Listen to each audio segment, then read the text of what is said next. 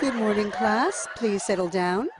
The first thing I would like to do is go around the room and ask what everyone would like to be when they grow up. Who would like to go first? Okay, how about you, Sarah? When I grow up, I want to work at McDonald's like my mom. Oh, family tradition, eh? How about you, Linda? When I grow up, I'm gonna be a prostitute on the streets of New York City. Oh, glamour girl, huh? Very ambitious. How about you, Tommy? When I grow up, I'm gonna be a rich, elitist businessman who works on Wall Street and profits off of the collapse of foreign economies. Enterprising. And great to see some multicultural interest. Imagine that the most handsome, charismatic person stares you straight in the eye and says, "You're special. You look good, and you're good at what you do." He seems to know just what you like. He reads your innermost thoughts, and you feel like you've discovered a soulmate, a deep intimacy. You're experiencing one of those rare, fleeting moments that makes life worth living. Before you know it, you're involved in a deep personal bond with a psychopath. It's a trap! As recently as 2008, most people were just getting on with their lives. Their struggles, their joys, their victories, their defeat. And then came the financial crisis. All you need to know about markets was written in an editorial in the Wall Street Journal a couple of years ago. It was called Lessons of the Brain-Damaged Investor. And in this editorial, they explain why people with slight brain damage do better as investors than people with normal brain functionality. Why? Because the slightly brain-damaged person has no empathy. And that's the key. If you don't have any empathy, you do well as an investor. And so Wall Street breeds people who have no empathy to go in there and to make decisions and make trades that they have no compunction about and no thought whatsoever as to what they're doing might affect their fellow human being. What shocked everybody is how it all happened so fast. Bang!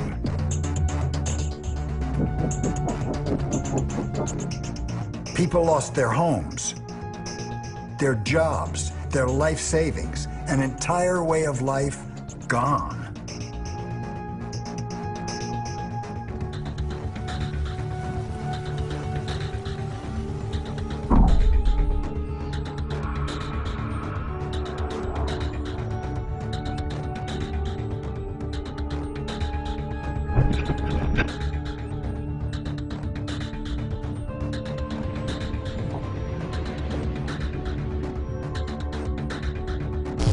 The only thing we can say with certainty is that this is not the first time we've screwed up.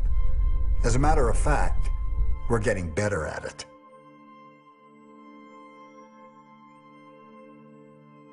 I'm sure you've heard a lot of people say that we live in unique times, that society is in trouble, that the situation's critical. The ancient Chinese said, "A fish stinks from the head." But is that true? Is the answer really so simple?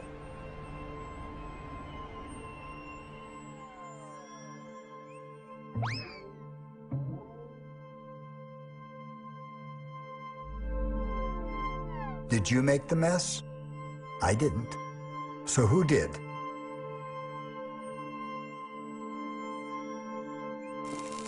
I think it makes sense to look for some explanation from the people who are in charge. At least for somebody to blame. At first glance, it does appear that the world's elites, politicians, bankers, business leaders, have all, once again, completely failed in their given roles.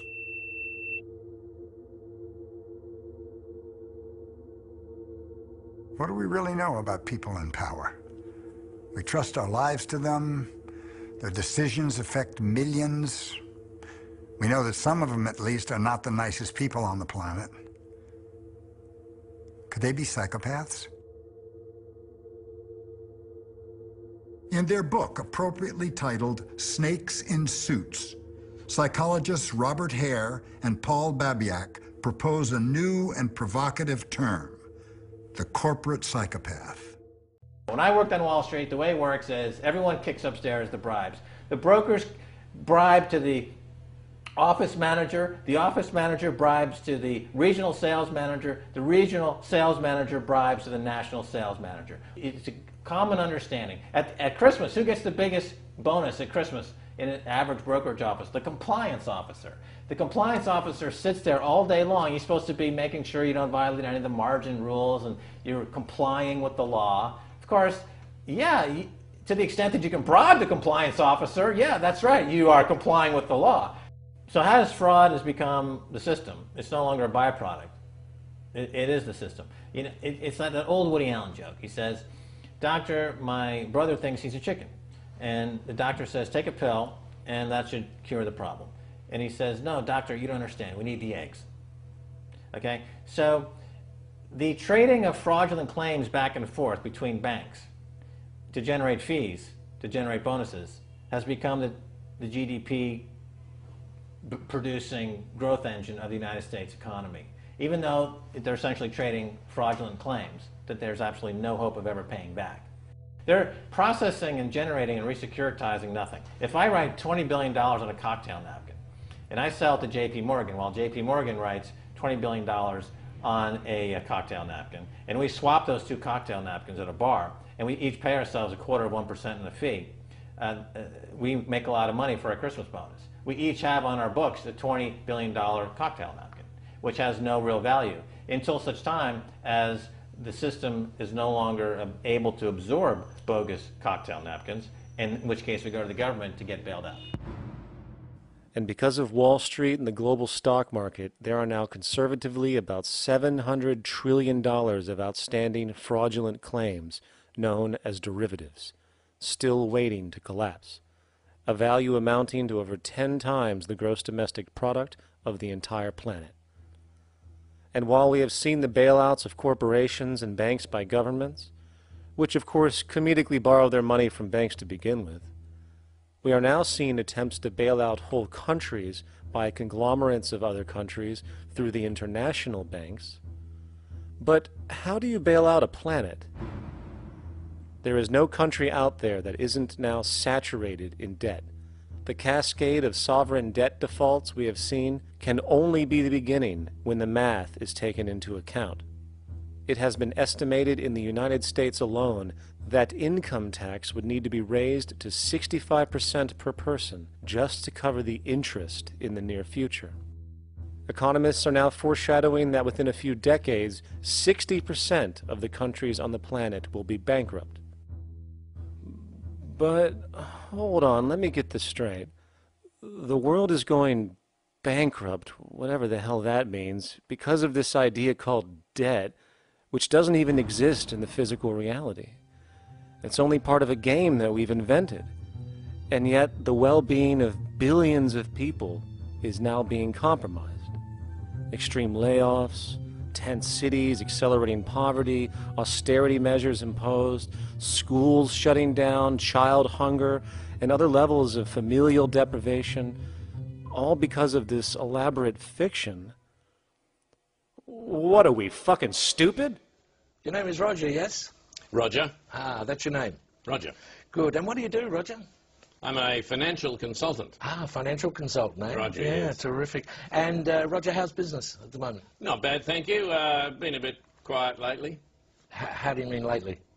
Since the war, been a bit quiet. Fair enough. Okay, Roger, your special subject tonight is the economies of the European community. Your time starts now. Best of luck. Thank you. How much does Greece owe, Roger? $367 billion. Correct. And who do they owe it to? Mostly to the other European economies. Correct. How much does Ireland owe? $865 billion. Correct. And who do they owe it to? Other European economies, mostly. Correct. How much do Spain and Italy owe? $1 trillion each. Correct. Who to? Mainly France, Britain and Germany. Correct. And how are Germany, France and Britain going, Roger? Well, they're struggling a bit, aren't they? Correct. Why? Because they've lent all these vast amounts of money to other European economies that can't possibly pay them back. Correct. So what are they going to do? They're going to have to bail them out. Correct. Where are they getting the money to do that, Roger? That's a good question. I don't know the answer to that one. How much does Portugal owe? Hang on a minute. What was the answer to that earlier question? Just keep answering the questions, Roger. Where is Portugal going to get the money it owes to Germany if Germany can't get back the money that it lent to Italy? Just a minute. What was the answer to the previous question? The question was, how can broke economies lend money to other broke economies who haven't got any money because they can't pay back the money the broke economy lent to the other broke economy and shouldn't have lent it to them in the first place because the broke economy can't pay it back? You're wasting very valuable time, Roger. How much money does Spain owe to Italy? $41 billion, but where are they going to get it? Correct. What does Italy owe to Spain? $27 billion, but they haven't got it. They're broke. Correct. How can they pay each other if neither of them has any money? They're going to get a bailout, aren't they? Correct. And where's the money coming from for the bailout? That's what I'm asking you. Correct. Why are people selling the European currency and buying the US dollar? Because the US economy is so much stronger than the European economy. Correct. Why is that, Roger? Because it's owned by China. Correct. And very well done. And after that round, you've lost $1 million. I've lost $1 million. I thought you said well done. Yes, well done. You've only lost $1 million. That's an extraordinary performance, Roger. I've only lost $1 million. Very well done. And that's quite good, is it? Oh, it's excellent. Sell everything immediately. Quickly. I think it's called laughing as you sink. The in-group will do all it can to stay in power. And that's what you got to keep in mind. They'll use the Army and Navy and lives or whatever they have to use to keep in power. They're not about to give it up because they don't know of any other system that will perpetuate their kind.